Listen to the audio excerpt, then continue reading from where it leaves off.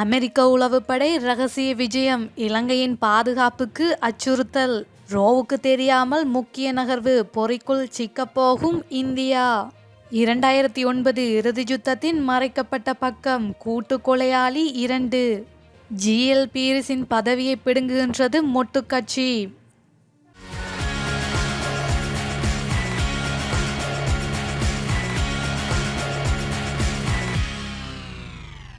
இலங்கையில் நடந்த உள்நாட்டுப் போரின் கடைசி கட்டத்தில் தான் இலங்கையின் மிக முக்கியமான நட்பு நாடாக சீனா உருவெடுத்தது. தன்னுடைய பட்டுச்சாலை திட்டத்தை தொடங்கியிருந்த சீனா, வல்லரசு நாடுகளுக்கு சவால் விடும் வகையில் அமையப்பெற்ற முக்கிய நாடுகளுக்கு கடன் கொடுத்து அவர்களின் துறைமுகங்களை கைப்பற்றும் நடவடிக்கையை மேற்கொண்டிருந்தது. இலங்கை கேந்திர முக்கியத்துவம் மிக்க இடத்தில் அமைந்திருந்தாலும், கேந்திர முக்கியத்துவம் வாய்ந்த துறைமுகங்களை கொண்டிருந்தாலும், குறிப்பாக திருகோணமலை துறைமுகம், கம்பாந்தோட்ட துறைமுகம் என்பன மீதும் சீனா ஆர்வம் காட்டியது. இதை காட்டியே விடுதலை புலிகளை தோற்கடிக்க உதவுமாறு சீனாவை இலங்கை அரசாங்கம் கேட்டுக்கொண்டது. $7 பில்லியன் நிதியுதவியை இலங்கை இராணுவத்திற்கு சீனா வழங்கியது. 6 F-7 போர் விமானங்களை இலவசமாக இலங்கைக்கு அளித்த சீனா, $37.6 மில்லியன் மதிப்பிலான வெடிகுண்டுகள், பீரங்கிகள், குறிபார்த்து அளிக்கும் ஏவுகணைகள், ராக்கெட் லான்சர்கள், தரையில் இருந்து வானத்திற்கு சென்று விமானங்களை அளிக்கும் ஏவுகணைகள், ஊடுருவி அளிக்கும் வெடிகுண்டுகள் மற்றும் ராக்கெட்டுகள், பீரங்கி குண்டுகள், இரவு நேரங்களில் பார்வைக்காக பயன்படுத்தப்படும் கண்ணாடிகள், பாதுகாப்பு இயந்திரங்கள், பீரங்கிகள், போர் விமானங்கள், கப்பல்கள், ராடார் மற்றும் தொலைத்தொடர்பு கருவிகள் ஆகியவற்றையும் வழங்கி இலங்கை வான்படை வீரர்களுக்கான பயிற்சியையும் அளித்தது. ஆக, இலங்கை மீளவே முடியாத கடன்பொறியில் சிக்கியிருப்பதன் வெளிவராத பின்னணியாய் இறுதி யுத்தத்தில் கொடுத்த வாக்குறுதிகளும் கோடி கோடியாய் பெற்ற கடன்களுமே காரணமாய் இருக்கின்றன. விடுதலை புலிகளை அழிக்க உதவுவதாய் உள்நுழைந்த சீனா, இன்று தான் இல்லாமல் இலங்கை அடுத்த கட்டம் நோக்கி நகரவே முடியாது என்ற நிலையை ஏற்படுத்தியிருக்கின்றது. சர்வதேச நாணய நிதியத்தின் உதவிக்கு சீனாவின் பங்களிப்பு அவசியம் என்பது முதற்கொண்டு இலங்கையின் யுத்த குற்ற விசாரணை வரை சீனாவை நம்பிய இலங்கை இருக்க வேண்டிய நிலையை ஏற்படுத்தியிருக்கின்றது. இலங்கையின் தேசிய பாதுகாப்பில் விட்டுக்கொடுப்புகள் ஏற்பட்டால் பனாமாவின் தலைவிதி இலங்கைக்கும் ஏற்படும் என நாடாளுமன்ற உறுப்பினர் உதய கம்பன்பில தெரிவித்துள்ளார். ஊடகங்களிற்கு கருத்து தெரிவிக்கும் போதே அவர் இவ்வாறு கூறியுள்ளார். இது தொடர்பில் மேலும் கூறுகையில், அமெரிக்க புலனாய்வு முகவரான CIA-யின் பணிப்பாளர் வில்லியம் ஃபேர்ஸ் கடந்த February மாதம் 14 மிக ரகசிய விஜயத்தின் ஒரு அங்கமாக இலங்கை வந்துள்ளார். இந்த விஜயம் இலங்கையின் தேசிய பாதுகாப்பை பாதிப்பதாக அமைகின்றது. இதேவேளை, நாட்டுக்கு வந்தவர்கள் யார் என்ற கேள்வியை தாம் தொடர்ந்து எழுப்பி வந்த போதும் அரசாங்கமும் அமெரிக்காவும் பதில் கூறவில்லை. எனினும் இந்த சந்திப்பின் போது இலங்கையின் தேசிய பாதுகாப்பு தொடர்பான 4 முன்மொழிவுகள் முன்வைக்கப்பட்டுள்ளன. அதில் அமெரிக்காவுடன் உளவுத்துறை பகிர்வு நோக்கத்திற்காக புலனாய்வு பகுப்பாய்வு மையம் ஒன்றை அமைப்பதும் அடங்கும்.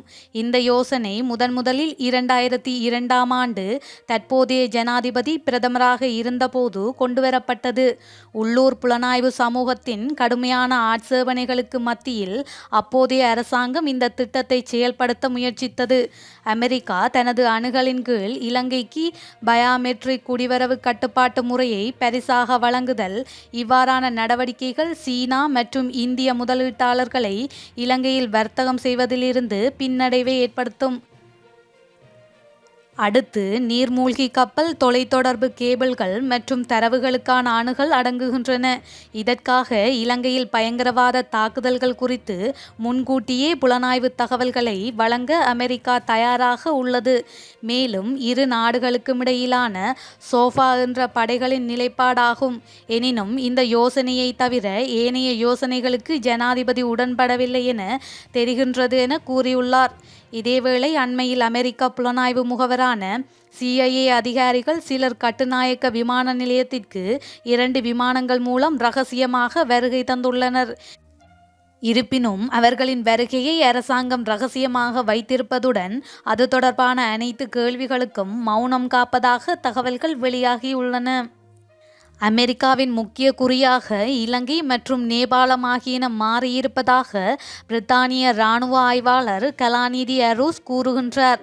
ஊடக நிகழ்ச்சியில் இவ்வாறு கூறிய அவர், நேபாளத்தை கையகப்படுத்துவதனூடாக இந்தியாவுக்கும் சீனாவுக்கும் இடையில் பொறியொன்றை அவர்கள் வைக்கப் போகின்றார்கள் என தெரிவித்துள்ளார். தற்போதைய தகவல்களின்படி அமெரிக்காவின் அதிகாரிகள் குழு ஒன்று கடந்த நாட்களில் திடீரென்று இலங்கைக்கு வந்திருந்தனர். இதில் குளோப் மாஸ்டர் C-17 ரக 2 விமானங்களும் வந்திருந்தன. இந்த விமானங்கள் ஏறத்தாழ 150 தொடக்கம் 200 பேரை கொண்டு பயணிக்கக்கூடிய இராணுவ சரக்கு விமானம். அதில் வந்தவர்கள் 22 பேர் என கூறுகின்றனர். உண்மையில் எத்தனை பேர் வந்தனர் என்பது தெரியவில்லை. வந்த அதிகாரிகளில் இந்தோ பசிபிக் பிராந்தியத்திற்கான துணை செயல் அதிகாரியும் உள்ளடங்குகின்றார். ஆனால் தற்போதைய தகவல்களின்படி அமெரிக்காவின் CIA என்ற புலனாய்வு அமைப்பின் தலைவர் வில்லியம் பெர்ன்ஸும் அன்று இலங்கை வந்திருக்கின்றார். அவரின் பெயர் அன்று மறைக்கப்பட்டிருக்கின்றது. எந்த இடத்திலும் அவரது பெயர் வெளிப்படுத்தப்படவில்லை. அவரது பேட்டிகளும் கொடுக்கப்படவில்லை. அது எவ்வாறு வெளிப்பட்டது என்று சொன்னால், அதே விமானங்கள் இலங்கையிலிருந்து நேபாளத்திற்கு பறந்திருக்கின்றன. இங்கிருந்து சென்றது 2 குளோப் மாஸ்டர் விமானங்கள். ஆனால் நேபாளத்தில் தரையிறங்கியது 3 குளோப் மாஸ்டர் விமானங்கள். அந்த ஒரு விமானம் இடைநடுவே அந்த பயணத்தில் இணைந்திருக்கின்றது. அந்த விமானத்தில் பல இனம் தெரியாத ஆயுதங்கள் இருந்ததாகவும் நிறைய பேர் அதில் வந்ததாகவும் அவர்கள் அனைவரும் தரையிறங்கவில்லை எனவும் கூறப்படுகின்றது. நாடாளுமன்ற உறுப்பினர் பேராசிரியர் GL பீரிஸை தமது கட்சியின் தவிசாளர் பதவியில் இருந்து நீக்குவதற்கு ஸ்ரீலங்கா பொதுஜன பெரமுன கட்சியின் நிறைவேற்றுக்குழு தீர்மானித்துள்ளது. நிறைவேற்றுக்குழு கடந்த வாரம் கூடிய போதே இந்த முடிவு எடுக்கப்பட்டது என மொட்டு கட்சியின் செயலாளர் சாகர காரியவசம் தெரிவித்துள்ளார். இதன்படி புதிய தவிசாளர் பதவிக்கு 2 பெயர்கள் முன்மொழியப்பட்டுள்ளன எனவும் அவர்களில் ஒருவர் விரைவில் தெரிவு செய்யப்படுவார் எனவும் அவர் கூறியுள்ளார்.